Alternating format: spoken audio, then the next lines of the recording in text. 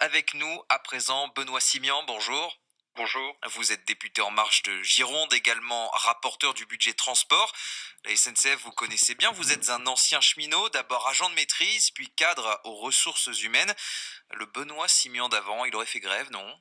Sur ce sujet, moi, ce qu'il faut rappeler, c'est l'universalité, la solidarité, et on en revient aux fondamentaux de notre société, avec les bases qui avaient été posées par le Conseil national de la résistance. C'est cette solidarité nationale pour que tout le monde bénéficie d'une retraite. Et c'est là l'objet de cette réforme. Donc non, je n'aurais pas fait grève, parce que pour la jeunesse qui est amenée à avoir des parcours hachés, très clairement, c'est une avancée. Et d'ailleurs, certains aimeraient aller tout de suite vers le système à points. Personne n'en parle, mais les cadres sont déjà au système à points. Et puis les plus fragiles, moi je suis élu d'une circonscription avec les plus vulnérables, je pense notamment aux petits agriculteurs, eux aimeraient aller immédiatement vers ce système universel. Vous parliez de la SNCF à l'instant, le taux de grévistes chez les conducteurs, il ne baisse que très peu, les deux tiers étaient encore en grève vendredi. Une sortie de conflit cette semaine, est-ce que c'est vraiment possible?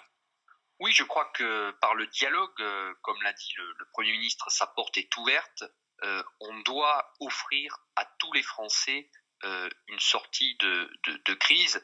Comme disait Thorez, il faut savoir sortir de la grève.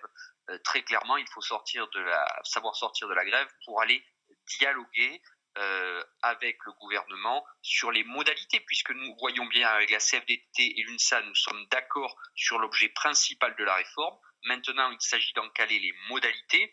Moi, je pense que sur les régimes spéciaux, très clairement, il faut des transitions spéciales. Il faut donc des transitions spéciales, comme on l'a fait pour la police, pour l'éducation nationale avec une revalorisation des salaires, des transitions spécifiques finalement pour les régimes spéciaux. C'est d'ailleurs ce qui est souhaité par le Premier ministre, par le gouvernement, une transition sur le temps long.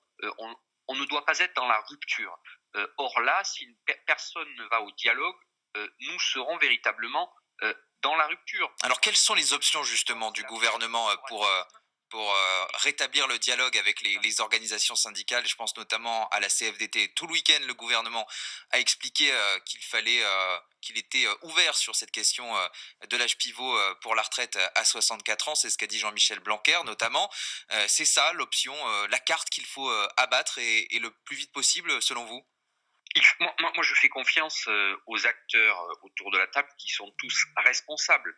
Et la solution passera par une responsabilisation de tout le monde.